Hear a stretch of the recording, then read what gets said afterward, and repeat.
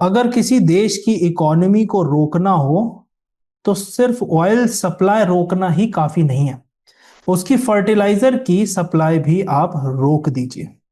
किसान कम fertiliser use करेंगे, जिससे कि क्रॉप प्रोडक्शन गिरेगी और फूड इन्फ्लेशन बढ़ेगा और पूरी इकोनॉमी पे इसका असर होगा।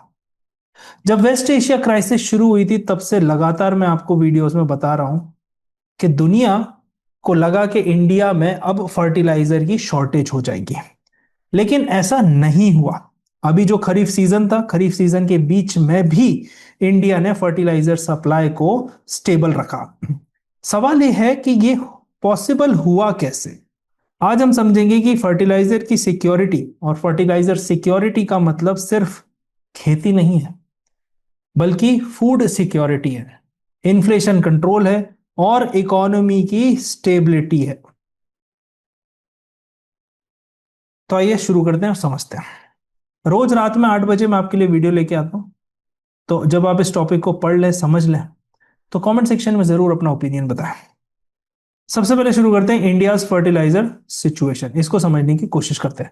खरीफ 2026 का अपडेट लेते हैं। इंडिया की जो एग्रीकल्चर साइकिल है ना, वो किस पे डिपेंड करती है? वो हेविली मॉनसून पे डिपेंड करती है ना। और जो हमारी खेती है वो मॉनसून पे तो है ही, खरीफ भी है, बट जो फर्टिलाइजर की सप्लाई है वो टाइमली अवेलेबिलिटी पे भी डिपेंड करती है। मतलब अगर जून में खरीफ सीजन शुरू होना है तो टाइमली कितने दिन पहले फर्टिलाइजर की अवेलेबिलिटी मार्केट में होनी चाहिए, क्योंकि खरीफ सीजन जब शुरू होता है ना, वो साउथ वेस्ट मॉनसून के ऊपर डिपेंड करता है ना। जैसे कि आपने देखा होगा, अगर मैं यहाँ छोटा सा मैप बना के आपको समझाने की कोशिश करूं, तो साउथ वेस्ट मॉनसून लगभग इस तरह से आता है ना। आप देखेंगे केरला को हिट करता है 1 जून के आसपास। इस बार भी हुआ, अल नीनो की बात चल रही थी, है ना। तो ये सारी चीजें कि मानसून डेफिसिट में रहेगा, ये रहेगा, वो सारी चीजें थी। तो खरीफ जो है ना, वो साउथ वेस्ट मानसून से स्टार्ट होती है। खरीफ की फसल, खरीफ और रबी होती है, रबी विंटर क्रॉप होती है, खरीफ हमारी रेनी सीजन की होती है।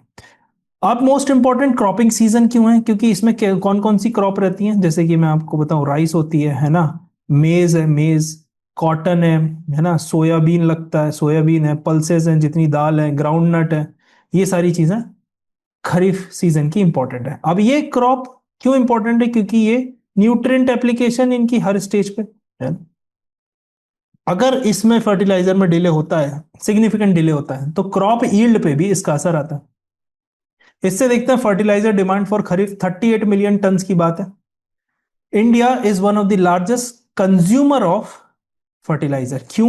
क्योंकि इंडिया के पास एक बहुत बड़ा vast amount of agriculture land है, जिसमें हमारी हाफ ऑफ द वर्कफोर्स, आज भी हम कह सकते हैं 50% से ज्यादा वर्कफोर्स जो इंडिया की है वो एग्रीकल्चर पे डिपेंड करती है।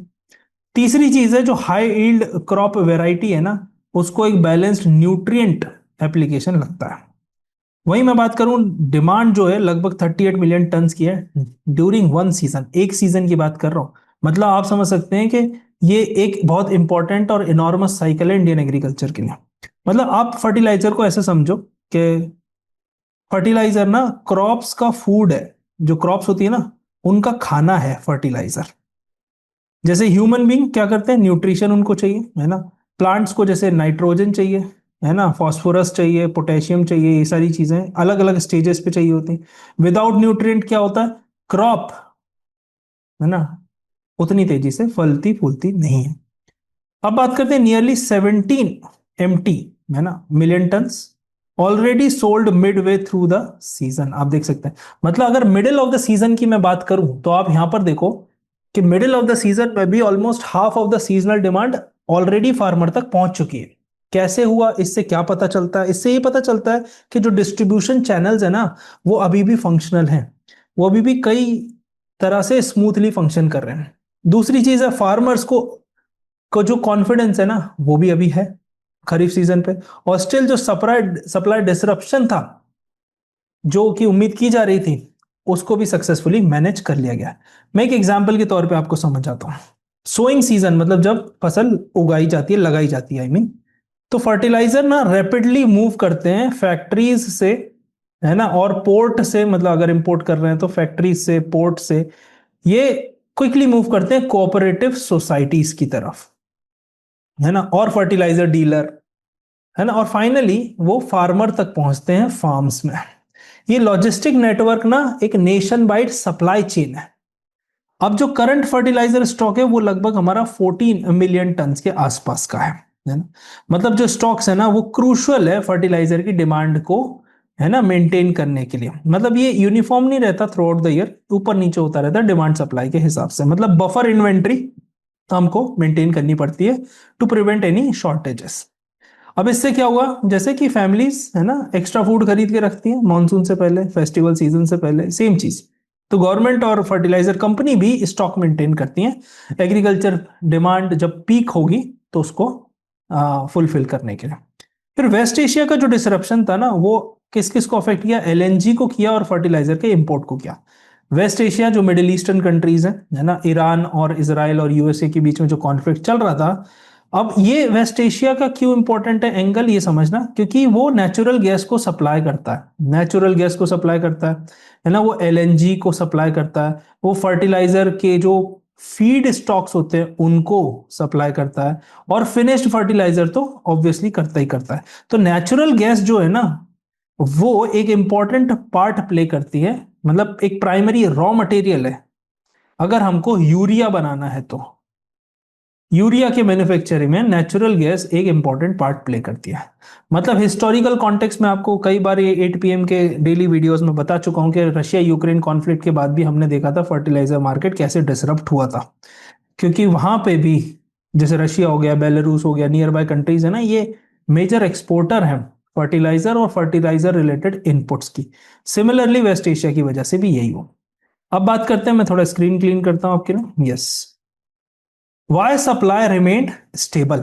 अब इसका क्या कारण है ये समझना पड़ेगा। पहली चीज, डाइवर्सिफाई इंपॉर्टेंट इंपोर्ट सोर्सेस। मतलब हमने सिर्फ ये नहीं किया कि हम एक ही एरिया पे डिपेंडेंट है या एक ही कंट्री पे डिपेंडेंट है, हम मिडिल ईस्ट से भी परचेस करें। जब वहां कॉन्फ्लिक्ट हुआ तो रशिया भी गए, फिर मोरक्को भी गए, जॉर्डन भी गए, है ना, किंगडम ऑफ सऊदी अरेबिया के ऐसे लिखते हैं उसे, है ना, ओमान भी हमारे प्राइम मिनिस्टर गए थे तो ओमान से भी हम लेके आए। तो आप देख रहे हो डाइवर्सिफाइंग सिर्फ एक्सपोर्ट्स नहीं होते, कई बार हम बुक्स में पढ़ देंगे एक्सपोर्ट को डाइवर्सिफाई करो, सिर्फ वेस्ट एशिया के मार्केट पे मत डिपेंडेंट रहो, वेस्ट मतलब यूएस और यूरोप के मार्केट पे डिपेंडेंट नहीं रहो, सारे मार्केट एक्सप्लोर करो। वैसे ही इस वेस्ट एशिया क्राइसिस ने हमारे देश को ये सिखाया और हमारी सरकार ने और हमारे प्राइम मिनिस्टर ने इसको अच्छे से इंप्लीमेंट भी किया। जब जब क्राइसिस आई उन्होंने इंपोर्ट एक्सपोर्ट दोनों को डाइवर्सिफाई करने की पूरी कोशिश की, क्योंकि एक सप्लायर अगर डिसरप्शन फेस करेगा तो पूरी कंट्री उससे स्ट्रगल नहीं करनी चाहिए, है ना, सेम चीज। फिर दूसरा आता है हायर डोमेस्टिक प्रोडक्शन। मतलब इंडिया ने डोमेस्टिक प्रोडक्शन में भी हेवीली इन्वेस्ट किया, है ना। अगर एग्जांपल के तौर पे बताऊं, लगातार न्यूज में ये चीज आ रही है, आपने इंस्टाग्राम पे हमारे पोस्ट में भी देखा होगा, हमने कई बार इसको कवर किया है। गोरखपुर की बात कर लूं, है ना, बरूनी करके एक जगह है वहां पे भी है ना, सिंदरी करके एक जगह है वहां भी है, और एक रामागुंदम करके भी है जितना मुझे याद आ रहा है। ये 4 जगह पर हमने डोमेस्टिक प्रोडक्शन बहुत स्पीड से बढ़ाया, और इनकी वजह से जो प्लांट्स हैं यहाँ के मैन्युफैक्चरिंग प्लांट्स हैं उनकी जो डिपेंडेंसी है वो इंपोर्टेड यूरिया से कम हो गई और डोमेस्टिक प्रोडक्शन बढ़ गया, जिससे सप्लाई स्मूथ हो गई। मतलब जो चीज बाहर से आनी थी वो रुक गई, डोमेस्टिक प्रोडक्शन ने उसको फुलफिल कर दिया। फिर तीसरी चीज है advance stock piling by the government. अब सरकार ने ये चीज बहुत अच्छी की, मतलब शॉर्टेज होने का वेट ना करते हुए पहले से ही प्रोएक्टिव मेजर लिए और गवर्नमेंट ने इन्वेंट्रीज बनाना शुरू कर दी before the damage actually been surfaced. तो प्रोएक्टिव स्ट्रेटजी हमेशा, है ना, कभी भी क्राइसिस हो अगर आप प्रोएक्टिव स्ट्रेटजी से अपनाओ तो चीजें आपके कंट्रोल में रहती है। जैसे आप देखो साइक्लोन है, हर बार उड़ीसा में, है ना, साइक्लोन जैसी स्थिति बन जाती है, फैमिलीज क्या करती हैं, अपना ड्रिंकिंग वाटर रख लेती हैं पहले से ही, है ना। जो मेरे व्यूअर्स हैं उड़ीसा से अगर देख रहे हैं या आंध्रा से देख रहे हैं या बंगाल से या तमिलनाडु से, आप देखो पानी आप, है ना, एसेंशियल मेडिसिन आप रख लेते हो। सिमिलरली जैसी गवर्नमेंट को लगा कि फर्टिलाइजर में शॉर्टेज होने वाली है, उन्होंने इसकी तैयारी शुरू कर दी। मतलब डिस्पाइट ग्लोबल डिसरप्शन इंडिया ने अच्छे से मेंटेन किया है कि फर्टिलाइजर अवेलेबिलिटी खरीफ सीजन में बनी रहे। अब व्हाट हेल्प्ड इंडिया, इंडिया को क्या चीज मदद की, सबसे पहले सरकार की स्ट्रैटेजी। मतलब जो फर्टिलाइजर पॉलिसी है ना वो एक इंस्ट्रूमेंट नहीं है, वो कई चीजों से कनेक्ट भी होता है। तो पहली चीज डाइवर्सिफाई फर्टिलाइजर इंपोर्ट्स। मतलब ऐसा नहीं, इनकी अवेलेबिलिटी, इनके प्राइस नेगोशिएशन, इनसे लॉन्ग टर्म कॉन्ट्रैक्ट, है ना, इनसे डिप्लोमेटिक रिलेशन, ये सारी चीजें पहले से ही सरकार ने करी, तो जिससे कि एक एरिया पे हमारी डिपेंडेंसी रिड्यूस हो सकी। मतलब एग्जांपल के तौर पे आपको समझाता हूँ, एक बार मैं न्यूज़पेपर या किसी मैगजीन में पढ़ रहा था, है ना, तो मोरक्को अभी हमारा इंपॉर्टेंट सप्लायर बन गया है, किसका, फॉस्फेटिक फर्टिलाइजर का। वहीं मैं रशिया की बात करूं तो Russia emerged as an important source after recent global disruption. तो डाइवर्सिफिकेशन हमको ना एक स्ट्रेंथ देता है बार्गेनिंग पावर की, ठीक है। फिर आ जाते हैं रिस्टोर्ड डोमेस्टिक यूरिया प्रोडक्शन, ये स्ट्रेटेजी भी वर्क की, है ना, क्योंकि इंपोर्ट डिपेंडेंसी कम हो गई तो हमारे डॉलर्स का आउटफ्लो भी कम हुआ, तो इससे हमारे फॉरेन एक्सचेंज रिजर्व्स भी बचे। फिर ग्रेटर सप्लाई की रिलायबिलिटी रही, मतलब हम स्ट्रेट ऑफ हॉर्मुज पे डिपेंडेंट नहीं थे कि सप्लाई अगर चेन में डिसरप्शन आ गया तो प्रॉब्लम होगी, घर के घर में ही चीजें बन रही, और इससे देश में एम्प्लॉयमेंट जनरेशन भी हो। फिर आ जाते हैं, मतलब इसका इकोनॉमिक कॉन्सेप्ट अगर मैं आपको बताऊं तो इसका मतलब होता है, इकोनॉमिक्स में कहते हैं स्ट्रैटेजिक ऑटोनॉमी। मतलब डोमेस्टिक प्रोडक्शन ना स्ट्रैटेजिक ऑटोनॉमी को इनहांस करता है, जिससे कि हमारा जो एक्सटर्नल शॉक्स से एक्सपोज है वो कम हो जाता है। फिर कंटिन्यूड फर्टिलाइजर सब्सिडी सपोर्ट, मतलब सरकार ने पूरे टाइम सपोर्ट देते रहे, है ना। So India operates like one of the world largest fertiliser subsidy programme, सरकार सब्सिडी देती है।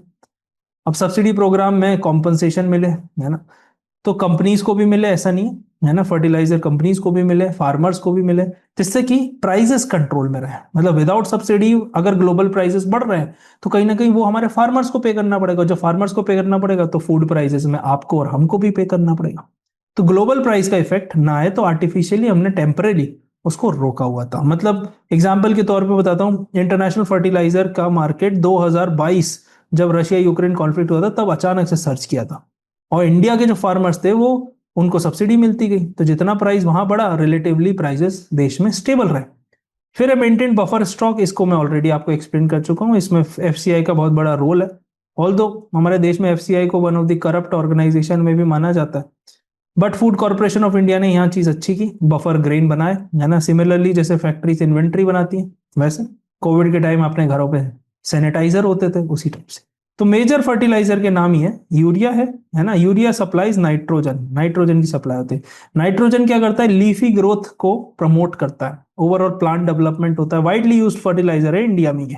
फिर आ जाते हैं जैसे राइस में यूज होता है ना, राइस में, वीट के कल्टीवेशन में भी होता है। फिर आ जाता है डैप, डाई एमोनियम फॉस्फेट, है ना, ये क्या होता है, ये फास्फोरस और नाइट्रोजन को प्रोवाइड करता है। तो फास्फोरस किसको स्ट्रेंथ करता है, प्लांट की रूट को, मतलब जो फसल होती है उसकी जड़ को, रूट डेवलपमेंट और अर्ली क्रॉप ग्रोथ को भी ये काफी इंपॉर्टेंट न्यूट्रिएंट्स देता है। फिर एमओपी की बात करते हैं, म्यूरेट ऑफ पोटैश, ये पोटेशियम को सप्लाई करता है ना, मतलब इससे क्या होता है, डिसीज रेजिस्टेंस होता है, वाटर का रेगुलेशन होता है, ऐसा नहीं ज्यादा पानी चला गया तो वो उतना पानी लेगा जितना उसको चाहिए। ग्रेन की क्वालिटी इससे बढ़ती है, क्रॉप का रेजिलियंस होता है ना, रेजिलियंस मतलब क्रॉप स्ट्रांगली खड़ी होती है। फिर एनपीके तो सिंपल है, नाइट्रोजन, है ना, फास्फोरस एंड पोटेशियम के अपन उसको उसी को डेजिग्नेट करते हैं।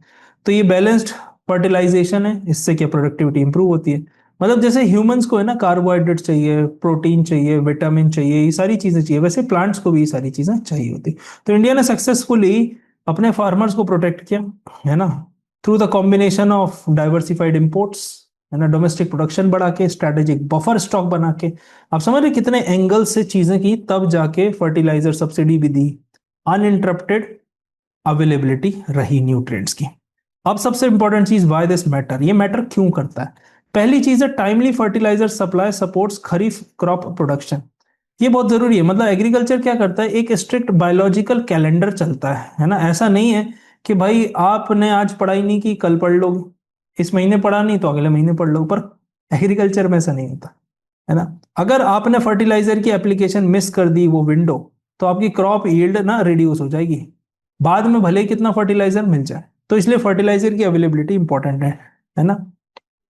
फिर दूसरी चीज है हेल्प्स इंश्योर फूड सिक्योरिटी, मतलब हायर एग्रीकल्चर प्रोडक्शन होगा तो फूड सिक्योरिटी एंड अवेलेबिलिटी दोनों रहेगा। मतलब हम ये फायदा करेगा कंज्यूमर को लोअर प्राइसेस से, फार्मर्स को, है ना, जिससे सप्लाई शॉर्टेज नहीं होगी। फिर गवर्नमेंट को भी ये फायदा करेगा, कैसे, फूड प्रोक्योरमेंट में, क्योंकि पीडीएस सिस्टम में बाद में बांटना भी तो है। तो food security begin with stable agricultural input, इसीलिए मेरा कहना है कि फर्टिलाइजर इतना ज्यादा इंपॉर्टेंट क्यों है। अगला आते हैं prevents sharp increase in food inflation. ये बहुत जरूरी है क्योंकि हमने वॉर के बाद देखा पेट्रोल प्राइस बढ़ गए, अब फूड के प्राइस पे भी उसका पेट्रोल के प्राइस का इम्पैक्ट आएगा। पर आप सोचो पेट्रोल के प्राइस का इम्पैक्ट फूड पे आता वो अलग, फिर फूड के ही इनपुट की वजह से फूड के प्राइस और बढ़ते हैं, तो आप देखो महंगाई कितनी बढ़ जाती है ना। तो लोअर क्रॉप प्रोडक्शन होता है ना, और फिर लोअर मार्केट सप्लाई होती है, तो इस वजह से सारी चीज से प्राइस बढ़ जाता। मतलब आप ये देखो, आप अपने देश की कितनी बुराई करो, पर मैं आपको कंपैरेटिवली बताऊं, अमेरिका जिसके पास खुद का तेल है, उसमें भी तेल कम से कम आप देखोगे 50% से ऊपर रेट बढ़े। आप खुद पता कर लेना, है ना। तो जो 3 साढ़े 3 डॉलर का है वो लगभग 4.5 5 डॉलर तक पहुंच गया है। जो वहां पे गैस बोलते हैं, गैस स्टेशन, पेट्रोल पंप नहीं बोलते। ऑस्ट्रेलिया, जापान, सारी कंट्री ने स्ट्रगल किया। सिर्फ इंडिया है जिसमें 8 10 रुपए का पेट्रोल बढ़ा है, उसमें भी लोगों को काफी ज्यादा परेशानी हो गई थी। ठीक है, हम समझते हैं कई चीजें हमारी सरकार के हाथ में है, हम सरकार से नाराज भी रहते हैं, पर कई चीजें ग्लोबली हैं जिसपे हम कुछ कर नहीं सकते, है ना। फिर आगे बात कर लेते हैं। तो ये फूड प्राइस को रोकने से, बढ़ने से कॉस्ट पुश इन्फ्लेशन भी रोका, जिससे कॉस्ट पुश इन्फ्लेशन आरबीआई का ज्यादा रोल उसमें होता नहीं है, तो इंटरेस्ट रेट से भी हम उसको कंट्रोल नहीं कर सकते थे। मतलब कहीं ना कहीं हायर फर्टिलाइजर कॉस्ट जो हमको पेन क्रिएट करती, वो उससे हम बच गए। फिर आ जाते हैं protect farmers from high global fertiliser price. तो ये भी एक बहुत इंपॉर्टेंट चीज है। नेचुरल गैस के प्राइस बढ़े जो एक बहुत इंपॉर्टेंट इनपुट है फर्टिलाइजर में। शिपिंग कॉस्ट बढ़ी, है ना, वॉर की वजह से एक्सचेंज रेट पे भी इम्पैक्ट आया। तो गवर्नमेंट का जो इंटरवेंशन था ना फार्मर्स को प्रोटेक्ट करने के लिए, वो बहुत सही रहा इसमें। मतलब अगर यहाँ पर सब्सिडी नहीं देती ना सरकार, तो कई सारे स्मॉल फार्मर्स ना फर्टिलाइजर का यूज ही रोक देते हैं, और यूज रुक जाता तो ईल्ड रुक जाती, है ना। ईल्ड मतलब जिस हिसाब से उसकी प्रोडक्टिविटी होती है ना। तो यील्ड कम हो जाती है तो इनकम भी कम हो जाती है, वाई हम इनकम को बोलते हैं। फिर लॉन्ग टर्म प्रायोरिटी को समझते हैं। लॉन्ग टर्म प्रायोरिटी क्या है, तो इसको देखते हैं। लॉन्ग टर्म प्रायोरिटीज में सिंपल है कि रिड्यूस इंपोर्ट डिपेंडेंसी, जो कि हम कर रहे हैं, मतलब यूरिया और ये सारी चीजें हम डोमेस्टिकली प्रोड्यूस करना शुरू कर दें। दूसरा है डोमेस्टिक फर्टिलाइजर के प्रोडक्शन को और बढ़ाना है। तो पहला वाला कैसे बढ़ाएंगे, धीरे धीरे प्रोडक्शन बढ़ेगा। फिर उसके बाद दूसरा वाला कैसे बढ़ाएंगे, भाई न्यू प्लांट्स को स्टैब्लिश करके, मतलब जैसे ग्रीन अमोनिया की बात कर लें, या क्लीनर टेक्नोलॉजी से हम कैसे प्रोड्यूस कर सकते हैं ताकि लॉन्ग टर्म सप्लाई चेन को इफेक्ट ना हो। जैसे फॉर एग्जाम्पल के तौर पे मैं आपको बताऊं तो ग्रीन अमोनिया जो प्रोड्यूस है ना, वो रिन्यूएबल हाइड्रोजन बहुत इंपॉर्टेंट है, उसको यूज करके भी प्रोड्यूस किया जाता है, जो एक इंपॉर्टेंट इनपुट बनता है फर्टिलाइजर। फिर इंप्रूव न्यूट्रिएंट यूज एफिशिएंसी, मतलब इंडिया हिस्टोरिकली क्या करता है, यूरिया को ओवर यूज करता है हमेशा, क्योंकि सस्ते में मिलता है सब्सिडी, तो फार्मर उसको चिंता नहीं करते और ओवर यूज करते हैं। वो ओवर यूज भी क्रिएट करता है प्रॉब्लम को, जैसे सॉइल हेल्थ खराब होती है ना, क्रॉप की प्रोडक्टिविटी भी उसका इंपैक्ट आता है, और सीधी बात एनवायरमेंट सस्टेनेबिलिटी के भी अगेंस्ट है ये चीजें। जैसे नैनो यूरिया है एंड प्रिसीजन एग्रीकल्चर, ये क्या करते हैं, ये रिड्यूस करते हैं ये सारे वेस्टेज को, और एक एक यील्ड को मेंटेन करने की कोशिश करते हैं। फिर स्ट्रेंथन सप्लाई चेन रेजिलियंस, मतलब सप्लाई चेन रेजिलियंस फ्यूचर में क्या होगा, फर्टिलाइजर सिक्योरिटी रिक्वायर्ड है। मतलब सिर्फ ऐसा नहीं, फर्टिलाइजर की अवेलेबिलिटी, लॉजिस्टिक्स भी इंपॉर्टेंट है, एक जगह से दूसरी जगह। फिर उसका स्टोरेज, मतलब वेयर हाउस, क्योंकि मैंने आपको बताया ना फर्टिलाइजर की डिमांड अनइवन रहती है। फिर पोर्ट पे भी ऐसा इंफ्रास्ट्रक्चर हो कि चीजें क्विकली मूव हो सके। सेम रेलवे कनेक्टिविटी हो, भाई पोर्ट पे तो आ गई चीजें, अब रेलवे मतलब इंटीरियर तक कैसे पहुंचाओगे, तो रेलवे और इम्पोर्टेंट। फिर इन सब का डिजिटल मॉनिटरिंग हो, मतलब टेक्नोलॉजी प्रेडिक्ट कर सकती है कि भाई शॉर्टेज आने वाला है। जैसा कि आप अगर मेरे जून के महीने या मई के महीने के वीडियो देखोगे, उसमें मैंने आपको पहले ही बताया था कि फर्टिलाइजर की शॉर्टेज होने वाली है, होने वाली है, होने वाली है। और फिर अचानक से बताया गवर्नमेंट ने क्या मेजर किए, और आज आप देखो हम जुलाई एंड पे खड़े हैं, और सरकार के जो मेजर्स थे वो कहीं ना कहीं फायदेमंद रहे हैं। तो की टेक अवे में सिंपल है कि जो फर्टिलाइजर की सिक्योरिटी है ना, वो कई ज्यादा इंपॉर्टेंट है एग्रीकल्चर के कंसर्न से भी। मतलब क्योंकि ये शुरुआत है, food security, inflation control, rural income, fiscal stability, बहुत सारी चीजें जो इंडियन इकोनॉमी को एक तूफान के सामने डटकर मुकाबला करने के लिए रेडी कर सकती है। क्योंकि एक स्ट्रांग नेशन जिसको एज एन इंडिया हम देखना चाहते हैं, ये सिर्फ फैक्ट्रीज और हाईवेज पे नहीं है। मतलब अगर हमारे फार्म्स सिक्योर रहेंगे, हमारी पॉपुलेशन इंगेज रहेगी फार्मिंग में, लोग फार्मिंग के लैंड को बेच बेच के बिल्डिंग ना बनाएंगे वहां पे, तो कोई ना कोई तो फार्मिंग में रहेगा, उसके लिए इंसेंटिव होना चाहिए फार्मिंग में रहने का। तो ये बहुत ज्यादा इंपॉर्टेंट है कि हम चीजों को कंट्रोल करते हुए एग्रीकल्चर के मार्केट को बनाएं। मतलब इंडिया, जैसे कि मैंने आपको बताया, 2047 तक विकसित भारत बनने का हमारा एम है।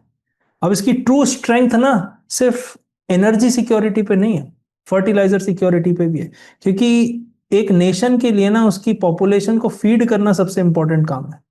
तो फूड बहुत इंपॉर्टेंट है कॉन्फिडेंटली इंडिया को ग्रो करने के लिए। कोई भी क्राइसिस आएगी, इंडिया कॉन्फिडेंस के साथ उसको टैकल कर पाएगा। So thank you for watching. कल फिर मिलते हैं रात के 8 बजे। अगर आपको वीडियो पसंद आया तो अपने दोस्तों के साथ शेयर जरूर कीजिएगा। और सबसे इंपॉर्टेंट, कमेंट सेक्शन में आप अपना ओपिनियन भी बताइएगा कैसे हमारे देश ने इस क्राइसिस को मैनेज किया। कल फिर मिलते हैं, तब तक के लिए गुड नाइट, टेक केयर, जय हिंद।